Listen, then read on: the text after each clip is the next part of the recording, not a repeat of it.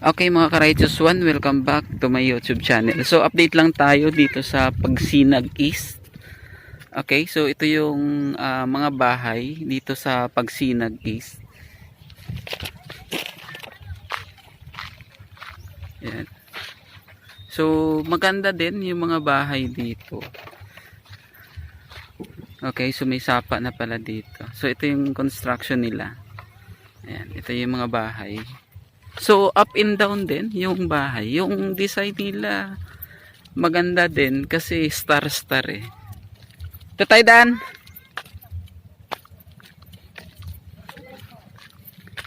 Yan. So ito yung Pagsinag East. So marami pang ginagawa tulad nito. Yan. So silipin natin yung pinakailalim nito. Yan. So ito yung pinaka-entrance nito. Yan. So yung pinakaloob. Ayun oh. Yan.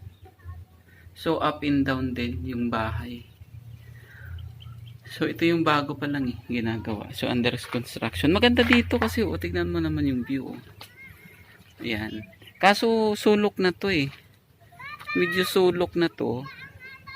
Pero maganda yung lugar. Kung yung hanap nyo is maganda yung lugar.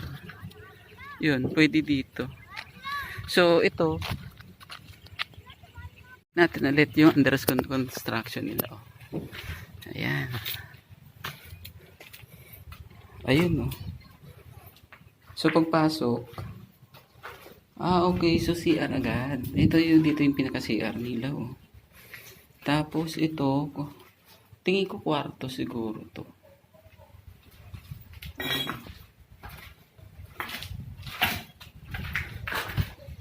Ayan.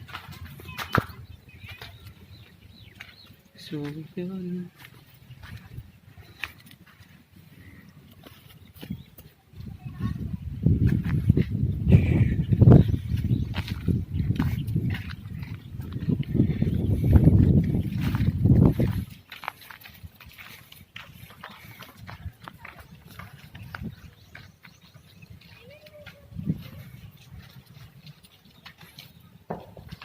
Ayun.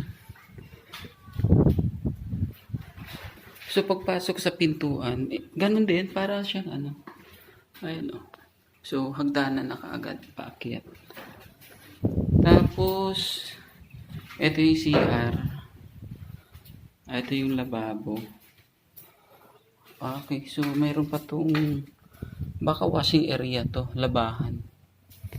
Yun. So second floor din. Ito yung bahay dito sa Pagsinag East sa kapitbahay na Pagsibol. Ayan. So marami pa ditong bakante. Ayan. So marami pang ginagawa.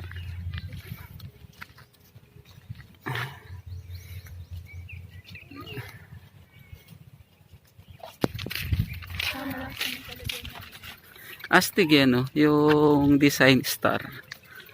Ayan.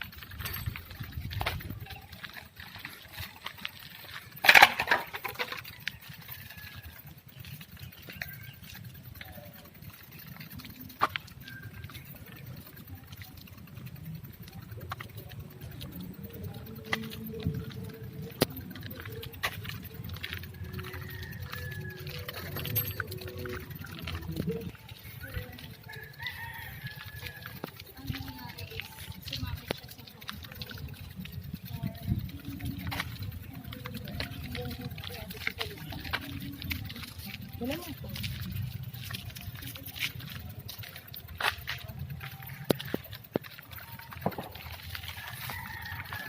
Maganda rin dito pag in unit ka, oh, ang lapad din ng ano, ng bakante. So dito, okay. Ang maganda kasi dito, yung mula dun sa pintuan ng bahay mo hanggang dun sa pinaka gutter, malapad yung ano, yung espasyo. O lalo pag sa in unit ka, oh.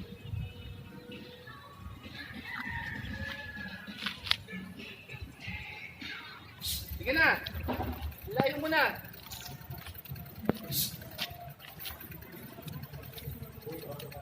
So marami na rin nakatira dito. Ayan. So may mga nakatira natin. Ayan.